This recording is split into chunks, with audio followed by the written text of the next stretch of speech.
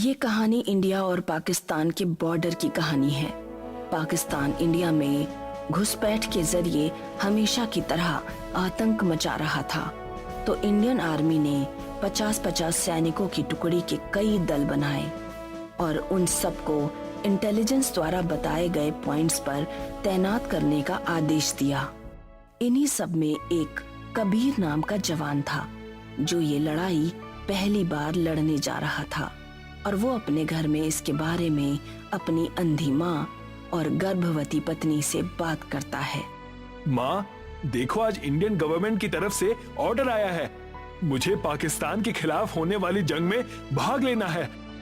बेटा, हमारा आशीर्वाद तेरे साथ है। आप हमारी चिंता मत कीजिए, हम अपना ध्यान रख लेंगे। आप बस देश की रक्षा कीजिए।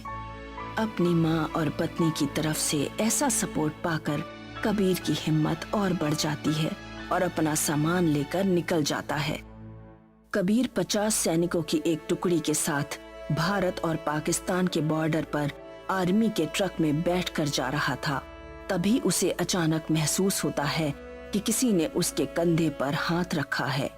कबीर आसपास देखता है कि सभी जवान सो रहे हैं, तो उसके कंधे पर हाथ रखने वाला कौन है? कबीर हिम्मत करके अपने कंधे पर हाथ रखने वाले को देखता है। वो उस भयानक चेहरे को देखकर बुरी तरह से डर जाता है। कबीर, मैं जानता हूँ कि तुम अपने जीवन की पहली लड़ाई लड़ने जा रहे हो और मेरा अधूरा काम तुम ही पूरा कर सकते हो। मगर तुम हो कौन और मैं तुम्हारे लिए क्या कर सकता हूँ? मैं कौन हूँ और तुम्हें मेरा क्या काम करना है वो मैं तुम्हें वक्त आने पर बताऊंगा, मगर तुम्हें मेरी ये बात भूली नहीं है, याद रखना। ठीक है। कबीर के इतना कहते ही वो भयानक आदमी वहां से गायब हो जाता है। तभी ट्रक घाटी पर आकर रुकता है और आर्मी के सभी जवान ट्रक से उतरते हैं। कबीर भी ट्रक से उतरता है। घाटी का नजारा देखकर मन ही मन सोचता है, कितनी सुंदर जगह है, यहाँ लड़ाइयाँ क्यों होती हैं? तभी वो आत्मा दोबारा से कबीर के पास आकर उसके कान में कहती है, पाकिस्तान इस जगह के लायक नहीं है और तुम ऐसा कभी नहीं होने दोगे। कबीर उस भयानक चेहरे की तरफ पलट कर देखता है। उसे ये देखकर झटका लगता है कि उस आत्मा का सिर्फ चेहरा कबीर से बात कर रहा है, उस आत्मा का पूरा शरीर नहीं है। कबीर जब तक किसी से कुछ कहता तभी कमांडो का ऑर्डर आता है। जवान, इंडियन इंटेलिजेंस की तरफ से हमें इसी लोकेशन का ऑर्डर मिला है। ये घाटी जितनी सुंदर है उतनी ही खतरनाक भी है, क्योंकि यहाँ आप सब पर आतंकी कहीं से भी हमला कर सकते हैं। ये जान पाना बहुत मुश्किल होगा और वो कितने हैं ये भी। इसीलिए मुझे आप सभी को अलग अलग टीम्स में डिवाइड करना होगा। Yes sir. वही कबीर के चेहरे पर भी चमक आ जाती है, लेकिन साथ ही साथ उसका ध्यान उस आत्मा पर भी जाता है जो उसके पीछे पड़ गई है, जिसे वो जानता ही नहीं है। तभी कमांडो टीम को डिवाइड करना शुरू करते हैं। 5-5 जवानों की 10 टुकड़ियां तैयार करके घाटी के अलग अलग हिस्सों में भेज दी जाती है। कबीर जिस टुकड़ी का हिस्सा है वो वहाँ उन जवानों से बात करता है। तुम लोगों की ये पहली लड़ाई है? नहीं, मैंने इससे पहले 2 लड़ाइयाँ और की हैं। मेरा तो ये 5वीं बार है। मैं तो 5वीं बार लड़ाई पर जा रहा हूँ। मैं भी इससे पहले 2 लड़ाइयों का हिस्सा रह चुका हूँ। सभी आखिरी बच्चे जवान के जवाब का इंतजार करते हैं, मगर वो जवान इन सब बातों में कोई इंटरेस्ट नहीं लग रहा है।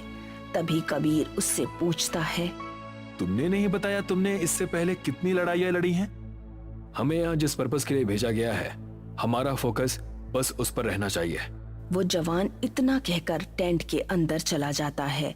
उसके अंदर जाते ही घाटी में सन्नाटा हो जाता है और जंगल से अजीब अजीब आवाजें आने लगती हैं और हवा भी चलने लगती है। कबीर चहलकदमी करते हुए एक बार फिर से डर जाता है और वो मन ही मन सोचता है, कहीं वो आत्मा दोबारा ना आ जाए।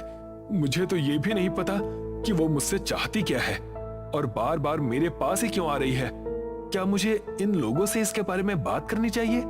कबीर घाटी में इधर उधर घूमता हुआ आतंकी गतिविधियां चेक करता है और वो ऐसे करते हुए टेंट से थोड़ा दूर चला जाता है। उसके मन में बहुत कुछ चल रहा है। तभी वो दूर से देखता है कि एक जवान टेंट के बाहर बॉनफायर लगा रहे हैं।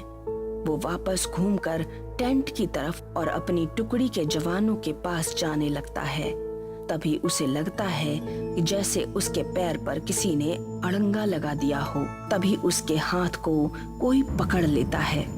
जब वो देखता है कि किसी की टांग उसके पैर के नीचे आई जिसका शरीर नहीं है, साथ ही जब वो ये देखता है कि उसका हाथ जिस हाथ ने पकड़ रखा है उसका भी शरीर नहीं है, कबीर की सिट्टी पिट्टी गुल हो जाती है। वो जैसे ही अपने साथियों को चिल्लाकर बुलाने लगता है, उसके सामने वो भयानक चेहरा बिना शरीर के झूलने लगता है और वो चेहरा कबीर से कहता है, मैं तुम्हारा यहाँ से बहुत लंबे अरसे से इंतजार कर रहा हूँ। तुम बहुत मुश्किल से मेरी पकड़ में आए हो। मगर मैंने तुम्हारा क्या बिगाड़ा है? कम से कम ये तो बता दो कि तुम कौन हो। बार बार मेरे सामने आने का क्या मतलब है? मैं कौन हूँ और तुमसे क्या चाहता हूँ मैं ये वक्त आने पर बता दूंगा, मगर तुम मेरी और तुम्हारी इस मुलाकात की बात किसी से नहीं करोगे। आत्मा के ऐसा कहते ही कबीर किसी सोच में पड़ जाता है। इसमें सोचने वाली कोई बात नहीं है कबीर। तुम हमारी इस मुलाकात के बारे में किसी से कुछ नहीं कहोगे बस। हाँ, मैं किसी को कुछ नहीं बताऊंगा। आत्मा कबीर की ये बात सुनते ही वहां से गायब हो जाती है। उसके गायब होते ही वो भागकर अपनी टुकड़ी के जवानों के पास जाता है। क्या हुआ कबीर? दुश्मन के होने की कोई संभावना है क्या? क्या हमें कमांडर को इसके बारे में बताना चाहिए? अरे नहीं नहीं, ऐसा कुछ नहीं है। वो तो मुझे लगा कि मैं भटक गया हूँ, इसीलिए भाग कर आया हूँ। कबीर की ये बात सुनकर बाकी के जवान हंसने लगते हैं। कबीर, तुमने तो हमसे सब पूछ लिया कि हमने कितनी लड़ाइयाँ लड़ी हैं, मगर तुमने अपने बारे में नहीं बताया। ये मेरी पहली लड़ाई है। ओह अच्छा, इसीलिए घाटी में घूमते हुए तुम डर गए कि कहीं खो न जाओ। सभी जवान हंसने लगते हैं। उनको देखकर कबीर भी उनके साथ हंसता है। तभी अचानक से ताबड़तोड़ गोलियों की आवाजें आनी शुरू हो जाती हैं और देखते ही देखते पाकिस्तानी घुसपैठिए गोलीबारी करते हुए कबीर के टेंट की तरफ आते हैं। कबीर ये सब देखकर डर जाता है कि इंडियन आर्मी की और भी टीम्स वहां आ गई हैं और हिंदुस्तान और पाकिस्तान के बीच लड़ाई शुरू हो गई है। तभी वो देखता है कि उसकी टुकड़ी के 2 जवान शहीद हो गए हैं। उससे ये बर्दाश्त नहीं होता और वो बिना सोचे अपनी गन के साथ पाकिस्तानियों की तरफ बढ़ता है और उनको भूनने लगता है। तभी वो एक पाकिस्तानी की गोली का निशाना बन जाता है और शहीद हो जाता है। कबीर को गोली लगते ही वो जमीन पर गिरता है, मगर जख्मी हालत में फिर से खड़ा हो जाता है और गन लेकर पाकिस्तानियों को मारने के लिए आगे बढ़ता है। वो पाकिस्तान के उसी सैनिक को भूनने के लिए आगे बढ़ता है जिसे उसने गोली मारी थी, मगर वो सैनिक कबीर को देखकर वहां से भाग जाते हैं। कबीर को उस सैनिक की ये हरकत समझ नहीं आती और वो जैसे ही आगे बढ़ता है, पाकिस्तान का एक और सैनिक वहां से भाग जाता है। ऐसा लगातार 2 बार होने पर कबीर को लगता है कि कुछ गड़बड़ है। तभी वो एक आर्मी टैंकर के पास पहुंचकर खुद को देखता है और तब उसे समझ आता है कि वो मर चुका है और अब ये कबीर नहीं बल्कि उसकी भयानक सी दिखने वाली आत्मा है। ये सब क्या हो गया मेरे साथ? मुझे तो पता ही नहीं चला कि मैं मर चुका हूँ और मरने के बाद मैं एक डरावना भूत बन गया हूँ। ये सब लोग मुझे देखकर भाग रहे हैं, लेकिन ये बात तो अच्छी नहीं है, क्योंकि अगर ये लोग मुझे देखकर डर कर भाग जाएंगे तो ये दोबारा से भारत पर हमला करेंगे और ये सिलसिला चलता रहेगा। मुझे ही कुछ करना पड़ेगा। ऐसा सोचते ही कबीर की आत्मा टेंट के पीछे आ जाती है और तभी उसे एक आइडिया आता है और वो हंसता है और हंसते हंसते हवा में उड़ने लगता है और कहता है, अब मैं तुम सबको नहीं छोड़ूंगा। पाकिस्तानियों, बहुत परेशान कर रखा है तुम लोगों ने। इतना कहकर वो हवा में उड़ते हुए पाकिस्तान के सैनिकों को एक एक करके उठा लेता है और खाई में फेंक देता है। वो ऐसा करता रहता है। तभी उसे महसूस होता है कि पाकिस्तानी सेना बहुत बड़ी संख्या में है और वो धीरे धीरे भारतीय सेना को घेर कर उसे खत्म करना चाहती है। वो ये सब सोचता रहता है और पाकिस्तान के सैनिकों को मारता रहता है। तभी उसे एहसास होता है कि कोई और भी उसके साथ हवा में है। वो जैसे ही पीछे पलट कर देखता है, हैरान हो जाता है। वो देखता है कि जो आत्मा बहुत देर से उसको परेशान कर रही थी, वो भी उसके साथ पाकिस्तानी सेना का खात्मा कर रही है।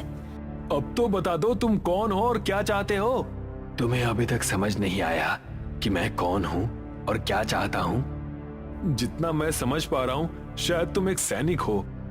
हाँ कबीर, मैं तुम्हारी ही तरह एक सैनिक हूँ जो अपनी पहली लड़ाई में ही शहीद हो गया था। मगर मेरे अंदर का सैनिक अभी तक जिंदा है जो पाकिस्तान को जड़ से खत्म करना चाहता है। मुझे पता था तुम ही वो साथी हो जिसके साथ मिलकर मैं इस काम को अंजाम दे सकता हूँ, और इसीलिए मैं तुम्हें बार बार मेरे होने का एहसास करवा रहा था। कबीर और वो आत्मा पाकिस्तान के सैनिकों को एक एक करके मार रहे थे। तभी पाकिस्तान के एक सैनिक की नजर हवा में उड़ रहे कबीर और उस आत्मा पर पड़ती है। वो सैनिक भागकर अपने कमांडो के पास जाता है और उससे कहता है, जनाब, मैंने अभी अभी हवा में भारत की सेना के 2 सैनिक देखे हैं। दोनों ही बहुत डरावने दिख रहे हैं। क्या बकवास कर रहे हो इमरान? ये भारत पाकिस्तान का युद्ध हो रहा है और तुम्हें यह सब बकवास सूझ रहा है?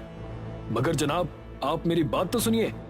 अगर तुमने एक लफ्ज और कहा तो मैं तुम्हें तुम्हारी ड्यूटी से बर्खास्त कर दूंगा। मगर जनाब, obey my order, that's it. Pakistani सैनिक बहुत घबराया हुआ होता है। वो अपने बाकी साथियों के पास जाकर उनको ये बात बताना चाहता है। तभी कबीर उसे हवा में उठाता है, खाई में फेंक देता है।